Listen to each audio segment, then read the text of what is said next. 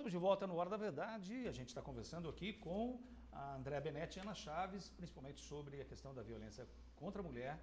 E eu falei exatamente que às vezes o assunto violência contra a mulher é subestimado pela mídia, não é? Às vezes a gente não dá o enfoque necessário, a gente não estuda com profundidade. É um assunto tão importante para a nossa sociedade. Dá a impressão que a violência contra a mulher acontece por aí e a gente não tem acesso, né? Por falar nisso, essa questão de acontece por aí, qual que é, assim, estatisticamente, a violência contra a mulher acontece em determinados tipos de classe social, mais uma do que a outra? Existe essa estatística? Em geral tem um vínculo social por conta da dependência, né? Quanto mais a mulher é dependente, mais sujeita financeiramente, mais sujeita à violência ela é. Mas, segundo as meninas do núcleo também, classe média e classe alta tem violência, porque além da dependência financeira, existe a dependência emocional, que ela é mais difícil até de quebrar, né? Que cai naquilo que a gente falou, a cobrança da mulher que aguenta tudo, que aguenta o casamento até o fim, que por conta dos filhos, né? Então, elas falam que isso é mais difícil até de quebrar do que a violência, do que a dependência financeira, que em alguns casos não tem. Mas as classes mais baixas tende a dependência. Quando vocês, Andréia, publicaram no Moça, Você é Machista, né? O desaparecimento da Andréia, e é uma página de dimensão... Aliás, você podia repetir, por gentileza, porque a gente está falando da página e as pessoas falam, mas como é que eu faço para acessar essa página? Como é que faz para acessar a página? Para aumentar esses 300 mil aí? É uma página do Facebook, Moça, Você é Machista, não tem erro. Acho muito fácil de achar. E ela é uma página de dimensão nacional, né, William? Então, quando foi publicado na página o desaparecimento da Andréia, foi impressionante a quantidade de comentários de pessoas do Brasil inteiro sobre a violência contra a mulher. Olha, há 2 dias atrás, na minha cidade, uma menina de 18 anos foi esfaqueada quando estava saindo, não sei o quê. Olha, na minha cidade... E cidades do Brasil inteiro, né, André? E aqui é alto, né? Aí eu comecei a citá-la em casa quando as pessoas falaram que não acontecia. Aí eu lembrei que a moça da rua do lado da minha foi esfaqueada com 19 anos na frente do filho. Teve aquela moça que morreu, que o marido jogou um bojão. E a gente tem mulheres assim seguidamente. A outra moça lá do Ville de France, que teve a garganta cortada. É uma atrás da outra, mas mulheres a gente se perde. Em cárcere privado. Em cárcere privado. Né? Mas o que acontece também, que incomoda, e no caso da André isso foi forte, é a culpabilização da vítima, que sempre é. Mas morreu por quê? Né? Desde que transforma, o que trabalho que é essa com violência contra a mulher, eu ouço a mesma coisa. Passa a ser culpada. Sobretudo em então, caso de violência sexual. A violência que ela sofre foi provocada por ela. Porque era uma mulher que procurou, porque sabia, porque estava em tal lugar, aí se estivesse em casa não teria acontecido. Essa é uma fala recorrente. O exemplo mais claro disso, William, as pessoas vão se lembrar alguns anos atrás com Mike Tyson. Ele foi preso por isso. Né? Ele saiu com uma menina e foram passar a noite juntos, foram para um quarto de hotel e na hora que ele quis ter relação sexual com ela, ela desistiu. E aí ele alegou, né, que ela queria e por isso ele forçou. A Justiça dos Estados Unidos não aceitou. Né? Ou seja, você pode ir até onde você quiser, a mulher. Se na hora do vamos ver, você decidir encerrar aquilo, é seu direito. E o homem tem que respeitar. No Brasil, se ele forçar, a justiça isso vai ser configurado como estupro. Até porque o contrário é verdadeiro. Lógico. É verdadeiro. Ninguém isso que eu falo, no sentido do contrário é verdadeiro. Mas a gente de repente você está lá na hora lá, você fala assim, eu larguei mão, vamos largar mão disso aí. Eu conheci né? A mulher não vai te bater, né? Isso foi um exemplo, né? Porque a Justiça dos Estados Unidos não deu ganho de causa para o Mike Tyson e ele foi para a cadeia.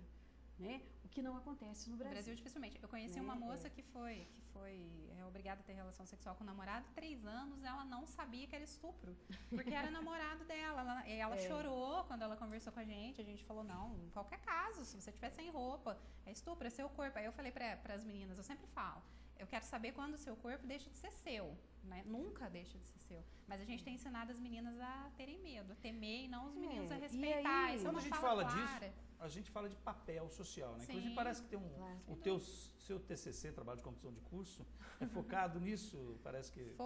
Foi sobre teoria queer, que é uma teoria que questiona esses papéis sociais de gênero, né?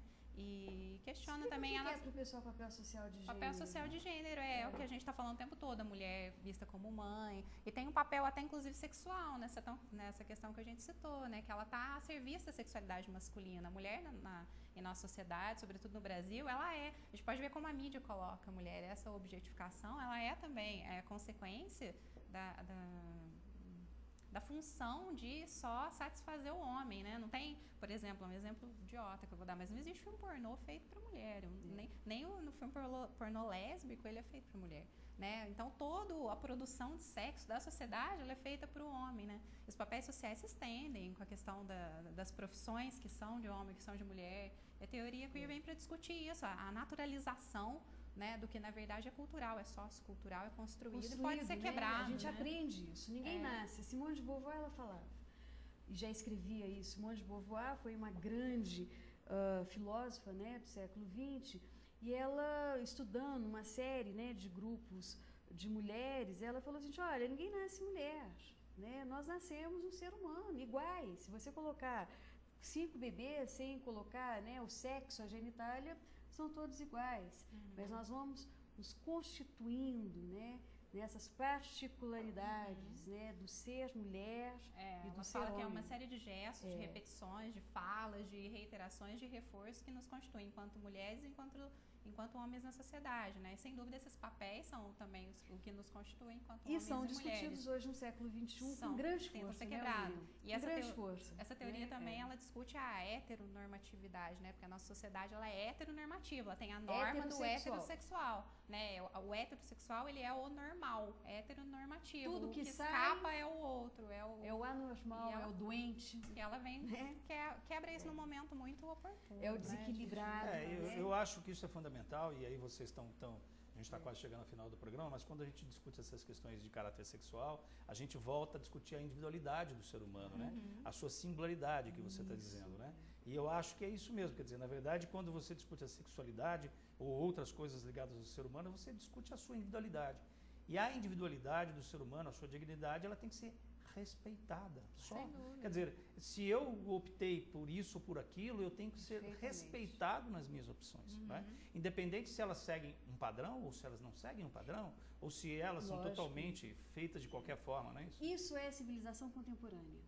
Isso é você viver na contemporaneidade. Né? É você respeitar a diversidade. É você respeitar a convicção.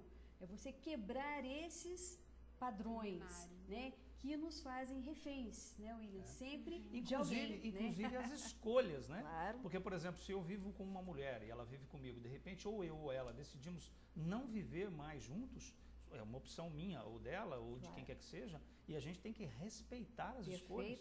Até porque ninguém é proprietário de ninguém. Felizmente. Né? Graças a Deus não somos coisas nem objetos. E é exatamente isso que a gente tentou discutir. Eu sei que dava mais uma hora da verdade aqui, mas a Patrícia da UENG ligou para a gente, mandando um abraço para a André e para a Ana aí. Muito obrigado ao pessoal da UENG. Aliás, é uma faculdade que a gente precisa voltar a falar sobre ela, porque ela tem um papel significativo aqui. E está virando unidade, né? Viu? Vamos trazer novos cursos. Uma hora a gente vai trazer o pessoal da UENG para a gente falar um pouquinho mais sobre essa instituição que realmente dignifica aí o ensino na nossa cidade. A gente sabe disso, mas precisamos explorar um pouquinho mais. Eu queria agradecer a André e deixar um espaço final aí. E, inclusive, é o seguinte, a gente falou tanto de livros aqui. Você não pretende transformar, talvez, essa página de vocês, que é tão legal... que é uma página tão legal em um livro? Né? Porque eu acho que isso é quase uma natureza aí, né, para se fazer, não é isso? A gente pensou algumas vezes, não sei se tem ainda tanta bagagem, não, né? A Ana foi minha professora na faculdade, acompanhou meu TCC, no finalzinho minha mãe teve câncer e foi até difícil concluir, eu ia para lá para quimioterapia, mas eu escrevo bastante sobre gênero. Acho que é quase consequência, né? Acho que o título é muito legal e eu te recomendaria escrever assim. E é um assunto que é, né, eterno, não tem fim. A gente discute a noite toda quando a gente começa a falar e eu adoro. Muito legal. Obrigado pela presença, viu, André? Obrigado a você. Obrigado, Ana. É um prazer falar com você. Mandei um abraço para Santa Chaves, que é uma pessoa que eu admiro, com certeza. Com certeza ela tá nos assistindo e o abraço é recíproco. Ela ligou agora há pouco. Muito obrigado a ambas pela presença aqui no Hora da Verdade. A gente gostaria de conversar muito mais sobre esse tema tão importante. Quem sabe uma outra hora a gente vem conversar. Aliás, tem o Binho aí também, que a gente está colocando aquelas imagens só para deixar você com água na boca aí. Aos sábados acontece essa feijoada lá no Binho. Vale a pena você reservar antes o espaço lá, né? 3721-0202, Restaurante do Binho, sempre presente aqui no Hora da Verdade. Um abraço para você, boa semana, se Deus assim o permitir, e Ele permitirá, a gente se encontra na próxima segunda-feira, aqui no Hora, sempre.